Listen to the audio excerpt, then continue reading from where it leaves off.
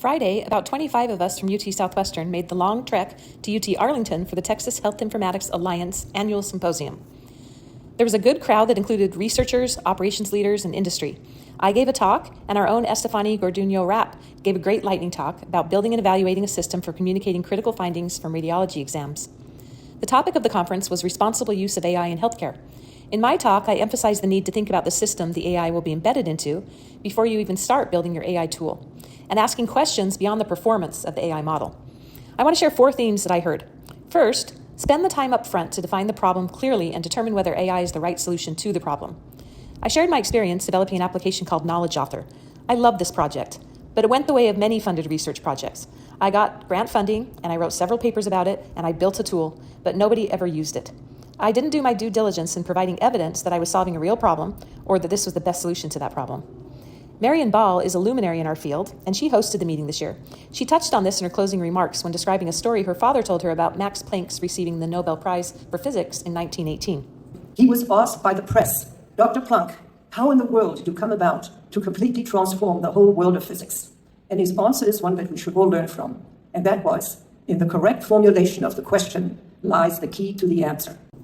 The second theme was determining whether your AI tool works. I emphasized that, like other technologies, whether it works or not depends on whose perspective you're taking, and we should think about the definition of success from all viewpoints. My husband Brian's given a few talks about patient need for knowledge. Whether I'm a monitoring patient that wants to find everything I can about my healthcare situation, or I'm a blunting patient, I don't want to know more. Whether I'm happy to be on the sideline of my care, or if I want to be in the middle of the team and actively making decisions with them. Whether my network of care is large, and this is mine, or smaller, which is my wife's, and they're mostly midwives, so she wasn't really sick.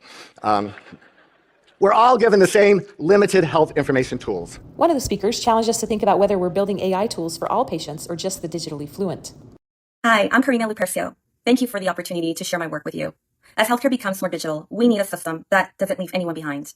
My motivation comes from one core belief, and that's that technology should serve everyone, and not just the digitally fluent few. When patients trust the technology, they're more willing to engage, and better engagement leads to better outcomes.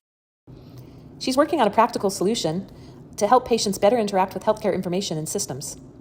The third theme was thinking about how to implement AI in a way that works. I follow Joshua Lee on LinkedIn, and he made the point that you need to know what model of care your AI intervention will fit into if you want it to be adopted. I like this cartoon that represents the disconnect between a developer and the healthcare staff. What do I do with the information the AI brings to me? We often don't know the answer to that as developers and researchers. He describes really worthy AI projects that are doomed to fail.